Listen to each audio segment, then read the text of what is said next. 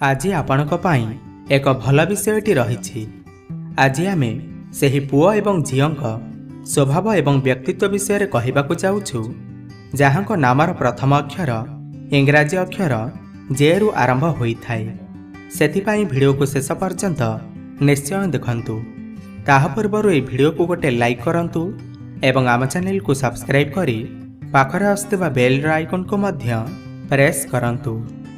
प्रत्येक लोकर जीवन में तांको नामर एक विशेष महत्व रही थाए।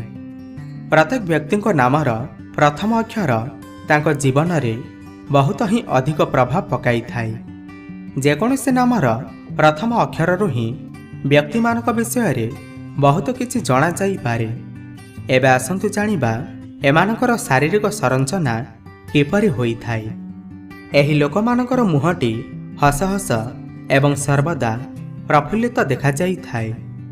एमाने देखिबाकू जेतिकी सुंदर होई थांती सेमानकर मन मध्य सेतिकी सुंदर होई थाए। एमानकर हृदय बहुत सफा होई थाए।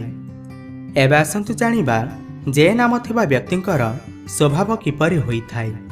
एमाने निजर संपर्क प्रति सर्वदा विश्वसनीय रही थांती।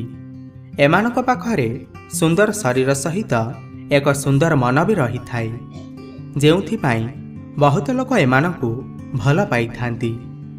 एमाने अल्प जिद्दी स्वभावर होई थांती एवं से जाहाकू पाइबाकू इच्छा रखती ताहा निजर बुद्धिबल रे ही हासिल करि थांती। एमानक पाखरे धन सम्मान एवं भल पाइबार अभाव रही न थाए। एही लोकमाने जीवन को बहुत आनंदमय करी बंची थांती। जे नाम थिबा व्यक्ति प्रायतः पुराना परंपरा पालन करिबारे अधिक रुचि रखि थांती।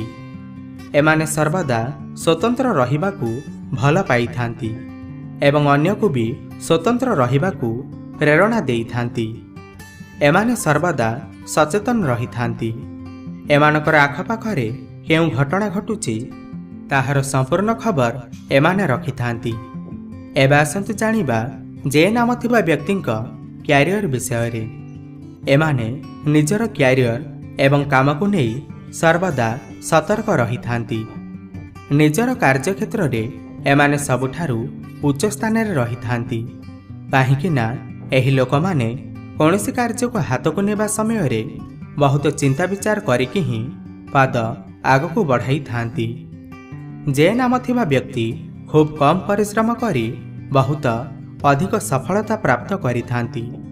एमानकु समाजर संपूर्ण ज्ञान रही थाए, किंतु सब कथारे मुंड न खेलाई केवल ठीक कथारे ही निजको हासिल करि थांती। एबे आसंतु जानिबा जे नाम थिबा व्यक्तिंकर भल पाइबार स्वभाव किपरि होई थाए। जे भी एमानकु साथी रूपे पाई थांती जानि नियंतु जे से निश्चिंत रूपे भाग्यशाली होई थांती। काहेकिना तांको एपरि किछि मिल जाई थाए जहाँको पाखरे सब किछि रही थाए। एहार कारण सुंदरतार सहित जीवनर प्रत्येक परिस्थितिर सम्मुखीन हेबार यथेष्ट क्षमता एमानकर पाखरे रही थाए। किंतु एमाने भल पाइबा क्षेत्र रे अधिक सरल होई थांती, जहा फलरे अति शीघ्र ही सम्मुख व्यक्ति आड़कू आकर्षित होई जाई थांती।